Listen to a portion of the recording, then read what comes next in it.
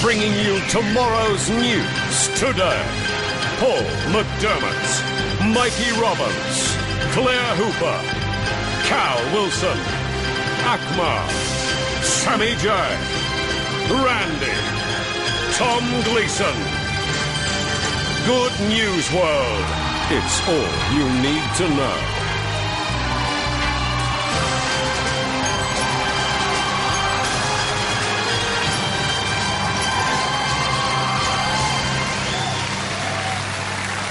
Good evening, I'm Paul McDermott, and this is Good News World. Coming up tonight, Colonel Gaddafi's family escapes to Algeria, including a second wife with a dark beard and moustache.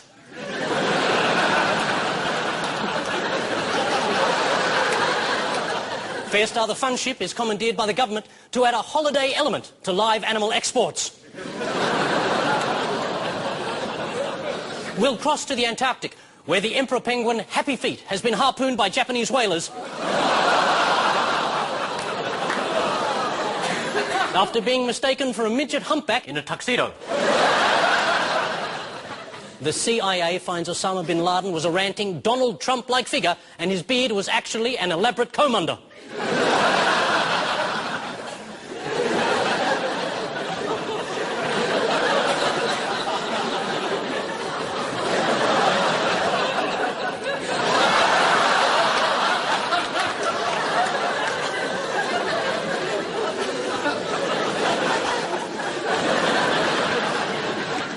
We'll discuss gay marriage with Bob Catter and a 4-year-old American preacher to see which one makes more sense.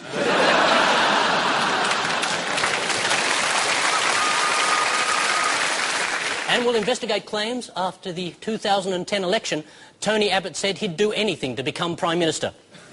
The only thing I won't do is sell my arse. But I'd have to give serious thought to it. Abbott now says when he talked about selling his ass, he meant Barnaby Joyce.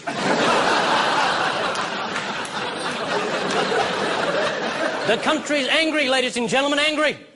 We're angry about the government. We're angry about the opposition. We're angry about the Greens and the independents, and the economy, and the carbon tax, and asylum seekers, and manufacturing, and job losses, and media, and poker machines, and cigarettes, and cows, and sheep, and pit bulls.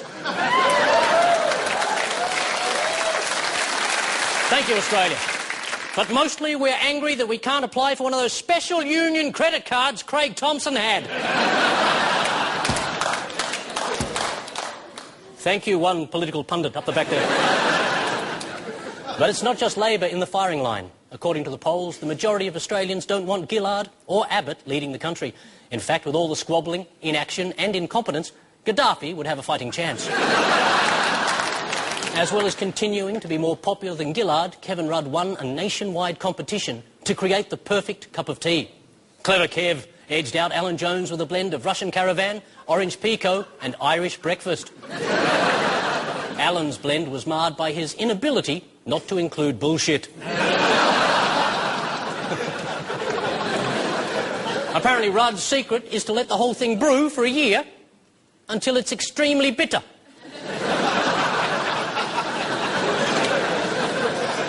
While stirring the pot behind his colleagues' backs. Kevin has also been showing off his new heart surgery scar. Well, being stabbed in the front is a lot more pleasant than the other option. Thank you, Australia. And that's what's happening in your world. From the people who brought you the Underbelly Files, Underbelly the Golden Mile and Underbelly Razor comes a shocking new Australian crime story. Underbelly Ratings War. More violence. More sex. More violence. Less story. More violence. Underbelly Ratings War. Must-see TV that's lost the plot because it only gets in the way. And now here's Sammy J and Randy with the entertainment news. Good evening. Hello. Singer Beyonce has made headlines by announcing she's having a baby. Yes, turns out putting a ring on it isn't quite as effective as a condom.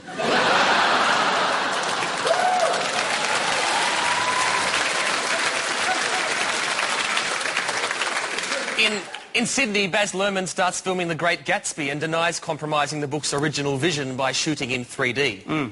Or setting it on a spaceship. Or finishing the film with a giant Gatsby climbing the Empire State Building singing I Will Survive. How was that audition, by the way? Yeah, they said they'd call. Yeah, good. Miley Cyrus gets a Brazilian and looks just like Justin Bieber.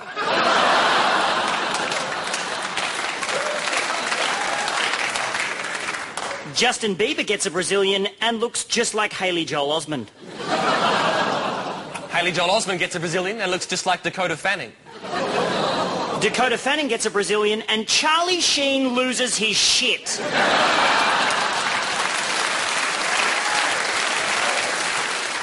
Carl Sandilands describes the gigantic house he rented as a shithole. The gigantic house says it takes one to know one. Matthew Newton reconciles with Bert but punches Ernie. Ernie subsequently missed his wedding with Bert, which had been organised without his knowledge by gay rights activists. Andrew Lloyd Webber announces plans for a sequel to Love Never Dies, the sequel to Phantom of the Opera. It tells the tale of a disfigured monster who sits in his luxury London apartment cranking out second-rate sequels. Andrew Lloyd Webber gets a Brazilian And that's the entertainment headlines.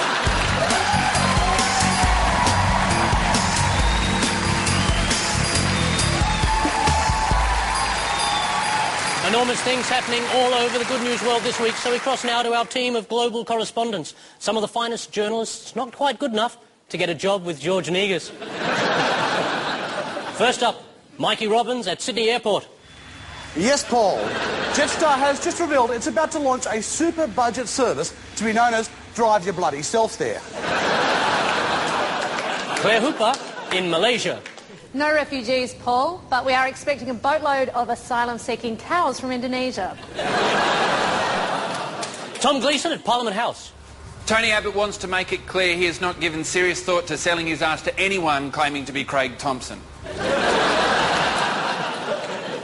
Cal Wilson in Rome. Prime Minister Silvio Berlusconi has banned the other 6 days of the week and declared that every day is hump day. Mikey Robbins at the Christmas Island Detention Centre. I think there's been a bit of a mistake here, Paul. Claire Hooper on dyslexia, society's hidden tragedy. Tonight, the tragic case of a dyslexic adventurer who came to grief when he tried to inflate a hot air baboon.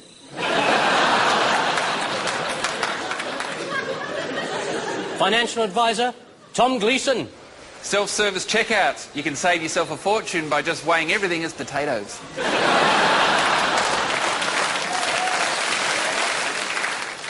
And Cal Wilson in North Korea. It's a very angry Mardi Gras, Paul. Very angry. More on those stories later in the programme. As we go to air tonight, rebel fighters in Libya are believed to have surrounded the hideout of deposed leader Muammar Gaddafi, but he's showing no sign of surrender in what may be his last ever interview, live via satellite in a very expensive Good News World exclusive. The Mad Dog of North Africa joins me now. Colonel Gaddafi, are you there?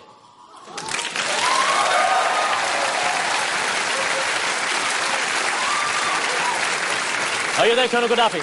You can ask me any question you like, but I refuse to answer because it's bullshit. It's lies, lies, lies. I will not answer your ridiculous questions.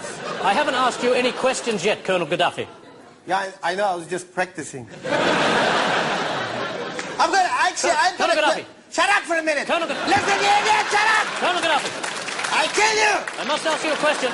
I've got a question for you. I've got a question for you, Colonel Gaddafi. I have a question. I have a question for you, Colonel Gaddafi. I have a question for you. I have one. That was, in case you missed it.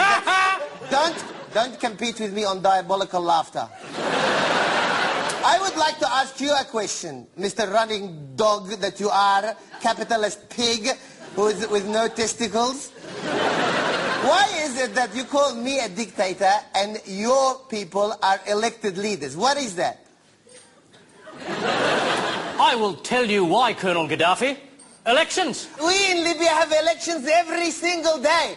I wake up every morning at 10:30, maybe 11, maybe 12, whenever I feel like it, because that's like just me.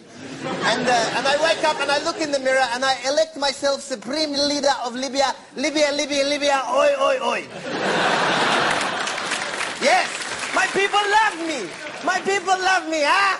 Yes, I am the king of kings, just like Jesus, but Muslim. Colonel Gaddafi. Yes. Your people are marching in the streets. As we speak, your army is defecting en masse and whole swathes of your country no longer, sir, I say, acknowledge your leadership. Ha! That was just, I got a bit of a sore throat. Look, I would like to ask you something. Where do you get this information from? Because this... It's my birthday. Yes. My people love me. They love me.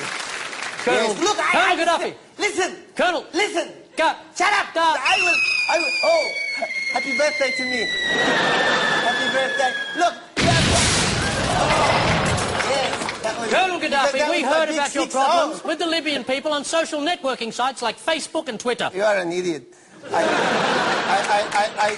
I'm now going to... I refuse to talk to you because I will talk to myself. I want to do this interview, but I will only do it with me.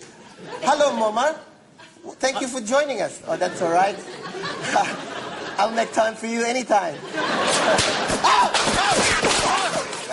But, you know, you're so handsome, much more handsome than all the other dictators. What is that? Well, that's my all of you land. Yes, I have to go because they're cutting the cake.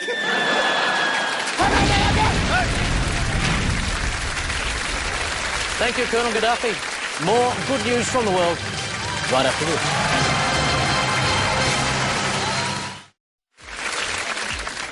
When I savor food, I do this. I'm a food critic.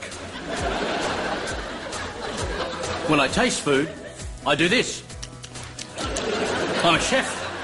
When I'm hungry, I suck the eyeballs out of a live squid. Because I'm Greek. I shop for food at an exclusive providors. I shop for food at a grower's store. I go around the fish markets with a shovel. If it's in season, I will buy it. If it's fresh, I will cook it. If it's moving, I'll stuff it. And now it's time for a finance update with Tom Gleasonovsky at Tomsec. Tom, how's the share market looking today? Oh, thanks, Paul. It's a disastrous day on the share market. My share portfolio has taken a massive whack today. When the GFC hit, I bought in at the bottom of the market, but it turns out that there's a new bottom to the market. My shares are now worth bugger all. Tom, we don't care about your shares. We want to know about the rest of the market, Tom.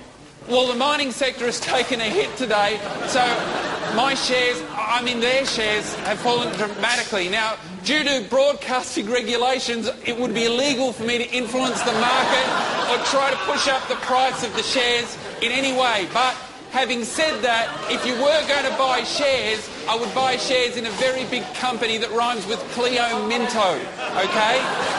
Cleo Minto, did you? Or even a company that you get when you rearrange the letters PHB. PHB? PHB? PHB, rearrange them. PHP? Yeah, you said it, I haven't broken a law yet. Okay. And also, the banks are doing all right at the moment. In fact, you might be thinking, which bank should I buy shares in? Which bank? Which bank? I can't quite think which bank to buy. On an unrelated topic, I've always supported the Tigers because of their colours black and gold, okay? Tom, sorry about this. Yeah. Do you have any shares in Network 10? No, don't be stupid. But telecommunications companies are a great place to park your money at the moment. I won't tell you what to buy, okay? I won't tell Telstra what to... Buy Telstra. Shit, I said that out loud, didn't I? Sorry. How are the overseas markets doing? Can you tell us how the overseas markets are doing? Yeah, well, the Hang Seng is up, the Nikkei is down, and there's a problem with the footsie, my legsies, my armsies, my handsies. I'm on drugs. Tom Gleasonovsky from Tomsec.